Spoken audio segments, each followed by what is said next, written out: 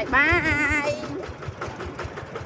អូនអើយមិនបានទេឃើញគោយន្តសុកចិត្តទៅចោលប្តីម៉ែខ្លួនឯងអត់ហត់អីសោះគេអ្នកហត់ដាំតំណាំអីឯងនេះចាំតែយកផលអ្នកខ្លះថាបកែតែសំដែងហើយមិនមែនការពិតទេនិយាយទៅវិញថាទោះជាពិតក៏ដោយសំដែងក៏ដោយក៏ពួកយើងបានធ្វើដើម្បីស្នាមញញឹមគ្រួសារអាកាសបែបនេះវេលាបែបនេះមាន10ឆ្នាំម៉ានដងវេលានៅជួបជុំគ្នាណាយពេលសាងអនាគតមួយគ្នាពិសេសថែរក្សាអនុស្សាវរីយ៍ល្អៗដែលជាស្នាមញញឹមមិនអាចភ្លេចបានហើយចុងសប្តាហ៍នេះពួកយើងបានដាំដំណាំបន្ថែមនៅដីចម្ការត្រៀមសម្រាប់ពេលចាស់ហើយបរិយាកាសអំណោយផលតែម្ដងអ្នកទាំងអស់គ្នាយើងធ្លាក់មកប្រាវដីសើមជោគជាំដឹងតែដាំលូតលាស់ល្អតែម្ដងចឹងមិនថាគ្មានអ្វីដែលបានមកអាចឯងទេបងអូនអើយបើយើងមិនប្រឹងមិនតស៊ូពីកម្លាំងញើសឈាមរបស់យើងដំណាំក៏ដោយដាំតរើសទីតាំងរើសដីបានផលថែទាំទៅបានផលរឿងលុយធ្លាក់ពីលើមេឃនេះក៏ដូចគ្នាជាក់ស្ដែងបានប្រឹងបានធ្វើហើយពេលវេលាដែលយើងទំនេរផងយើងឆ្លៀតអមមិនថែមបើទោះជាអ្នកខ្លះរិះគន់មិននិយាយមិនក៏កុំខ្វល់សំខាន់យើងដឹងតែខ្លួនឯងធ្វើអីចុងសប្តាហ៍នេះបងអូនអើយបានជិះគោយន្តអញ្ចឹងសប្បាយអស់តោះហើយក៏ពិតក្តីសុខពេលខ្លះមិនចាំបាច់មានលុយកាក់ច្រើនទ្រព្យសម្បត្តិអីទេគ្រាន់តែជារឿងសាមញ្ញដែលយើងអត់ធ្លាប់ទទួលបានអារម្មណ៍នឹងពីមុនហើយធ្វើយើងសប្បាយនឹងហើយជាក្តីសុខហ្នឹងប៉ុណ្ណឹងគ្រប់ហើយបងស្មាប៉ុណ្ណឹងគ្រប់ហើយ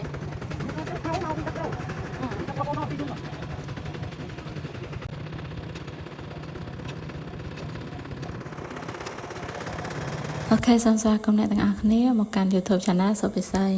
មិនងាយបានចុងសប្តាហ៍អ្នកទាំងអស់គ្នាតម្រាំតែបានចុងសប្តាហ៍ឆ្លៀតការងារផងដើម្បីលំហែពេលវេលាសម្រាប់នៅផ្ទះចម្ការហើយផែនការថ្ងៃនេះដែរមុននឹងញ៉ាំអាហារពេលព្រឹករួចពួកយើងទៅរមើលដើមឈើនិង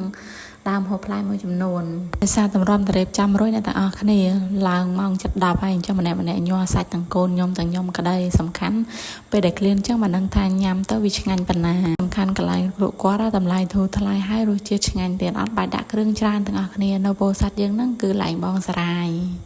បន្ទាប់ពីយើងញ៉ាំរួចយើងធ្វើដំណើរទៅទិញដើមឈើដើម្បីយកទៅដាំនៅផ្ទះចម្ការមិនឆ្ងាយណាស់នៅទាំងអស់គ្នាម្យ៉ាងខែនេះអាកាសធាតុអំណោយផលភ្លៀងធ្លាក់ជោគជាំអញ្ចឹងរាល់ការដាំដើមឈើទាំងអស់ហ្នឹងគឺដុះលូតលាស់ល្អតើតើនឹងដីចម្ការរបស់ admin ហ្នឹងក៏អំណោយផលទៀតឆ្នេះប្រហែលជាទិន្នផលឆាប់បានឆាប់សម្រាប់ទុកចែក fan តែខ្ញុំគិតទៅទាំងអស់គ្នាជីវិតយើងមិនស្មុគស្មាញទេត្រឹមអាហារ3ពេលតែម្នាក់មិនក៏ប្រកួតប្រជែងគ្នាម្លេះឈ្នានេះគ្នាបំពេញគ្នាដើម្បីតែផលប្រយោជន៍ខ្លួនឯងអ្នកខ្លះរត់តាមលុយមិនហ៊ានស៊ីមិនហ៊ានចាយរិះខំបំពេញតែអត់ទៅព្រោះថាយើងសិតតែមើលមិនឃើញអនាគតដូចនេះត្រឹមអាហារ3ពេលរស់នៅមានក្តីសុខធ្វើអ្វីដែលចង់ធ្វើក្នុងបែបសាមញ្ញហ្នឹងហើយគឺជាក្តីសុខពេលខ្លះយើងដាក់គោលដៅឆ្ងាយពេកយើងប្រឹងដាក់សម្ពាធខ្លួនឯងដល់ពេលយើងធ្វើអត់បានមិនសប្បាយចិត្តដោយសារការប្រកួតប្រជែងប្រៀបធៀបជាមួយអ្នកដទៃវាធ្វើឲ្យយើងហត់ណាពេលដែល admin បានយល់ពីអត្ថន័យថាជីវិតដែលមានក្តីសុខគឺជាការរស់ជាខ្លួនឯងធ្វើអីដែលជាខ្លួនឯងអភិវឌ្ឍខ្លួនពីមួយថ្ងៃទៅមួយថ្ងៃឲ្យល្អជាងមុនរឿយចាស់ឈប់ប្រៀបធៀបខ្លួនឯងពេលខ្លះធ្វើបានប៉ុណ្ណាលទ្ធផលទាំងអស់ហ្នឹងរីករាយទទួលយកហើយតែងតែអំណរអគុណនិងលើកទឹកចិត្តខ្លួនឯងយ៉ាងណាអរគ្នាឲ្យបានហើយនេះបាយ11000ហើយពីដើមបើបានហើយអូខេបងអូនទាំងអស់គ្នាតោះទៅដាំដំណាំនៅចំការមកខ្ញុំទាំងអស់គ្នាអាចកាប់ចោលមុខផ្ទះណាដើមចឹងសំដើមមិនបន្លា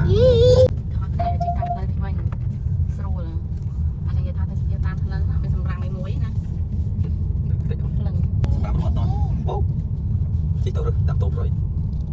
ដាក់មេប្រូចថ្លៃមែនគេអមខ្ញុំសួរគេអស់1លាន30មួយវិញទៀត admin ណាអរគុណដែលខ្លួនឯងបានចាប់ផ្ដើមធ្វើនៅ YouTube vlog មួយនេះបានធ្វើឲ្យ admin ប្រឈមមុខនឹងការពិតក៏ពីខ្លួនឯងផ្ដើមពង្រឹងខ្លួនឯងនៅអ្វីដែល admin ខ្លាចជាពិសេសនោះបានរក្សានូវការចងចាំល្អៗរវាងគ្រួសារ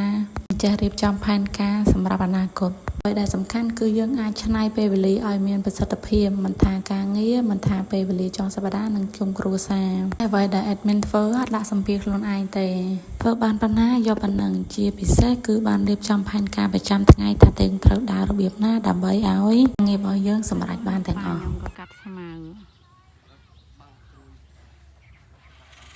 នេះវាស្រែវាស្រូវ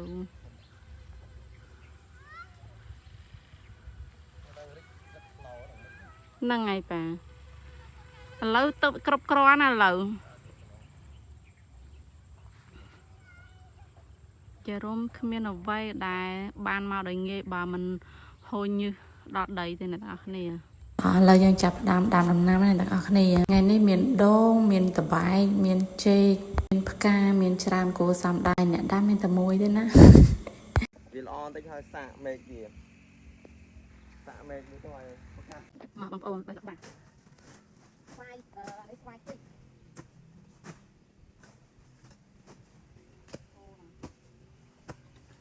វាចាញ់ពេកទៅឡើងយកបាត់ទៅវាខ້อยៗណា ក្រូចកប់ទៅ កាប់ក្រូចហ្នឹង កប់ ទាំងអស់គ្នាចុងសប្តាហ៍គ្រាន់តែមកលំហែខ្លួនឯងមកមើលវាស្រូវវាស្រែដាំដំណាំតិចតួចហើយឆ្លៀតធ្វើការងារមិនថា office ឬក៏ការងារបណ្ដាញផ្សេងៗបានទាំងអស់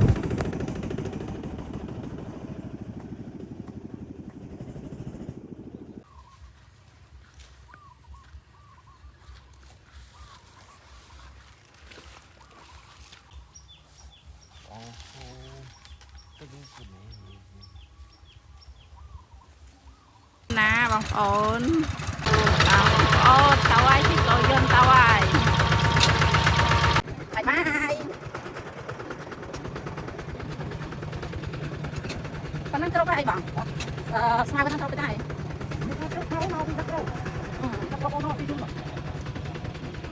អូខេអរគុណអ្នកទាំងអស់គ្នាសម្រាប់ចុងសប្តាហ៍នេះគឺមានន័យសម្រាប់ admin ថាជីវិតចុងសប្តាហ៍ឬក៏ជីវិតការងារសាមញ្ញមិនដាក់សម្ពាធលើខ្លួនឯងប្រកួតប្រជែងជាមួយអ្នកដទៃហើយជីវិតរស់នៅឲ្យមានក្តីសុខមួយនឹងក្តីសុខតូចៗដែលយើងបានបង្កើនអរគុណអ្នកទាំងអស់គ្នាសម្រាប់ការទស្សនាវីដេអូរបស់ admin សង្ឃឹមថាជាប្រយោជន៍និងរីករាយចុងសប្តាហ៍ទាំងអស់គ្នាណាអរគុណបាយបាយ